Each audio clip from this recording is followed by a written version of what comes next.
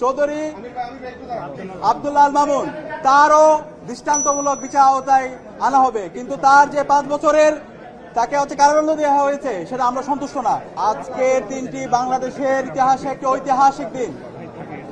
আজকে বাংলাদেশে গত 16 বছরে যে ফ্যাসিবাদ কায়েম করেছিল, জুলাই বিপ্লবে যে আমাদের 2000 ভাই বোনকে শহীদ করেছিল, 40,000 ভাই বোনকে গাজী করেছে, হেলিকপ্টার থেকে গুলি করে আমাদের শহীদ আনাস, শহীদ তাহমিদ থেকে শুরু করে হাজার হাজার আমাদের ভাই বোনদেরকে শহীদ করেছে, সেই খুনি হাসিনার আজকে মৃত্যুদণ্ড ঘোষিত হয়েছে।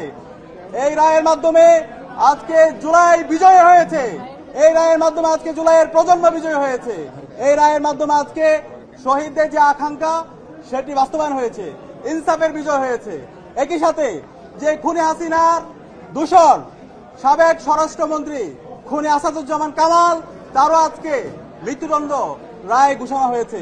কিন্তু একই সাথে আমরা আশা করেছিলাম যে খুনি হাসিনার নির্দেশে আমাদের চাঙ্কারপোল থেকে শুরু করে আমাদের সাভারে এবং সারা দেশে যে গণহত্যা চালিয়েছে, হেলিকপ্টার থেকে গুলি করেছে সাবেক পুলিশের আইজিপি চৌধুরী আব্দুল্লাহ আল মামুন, তারও দৃষ্টান্তমূলক বিচার আওতায় আনা হবে, কিন্তু তার যে 5 বছরের তাকে কারাদণ্ড দেওয়া হয়েছে সেটা আমরা সন্তুষ্ট না।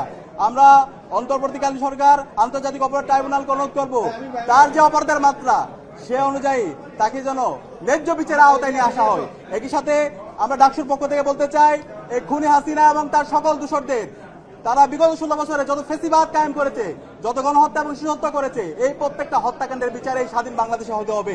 একই সাথে হাসিনাকে ভারত থেকে স্বাধীন বাংলাদেশে দ্রুত নিয়ে আসতে হবে।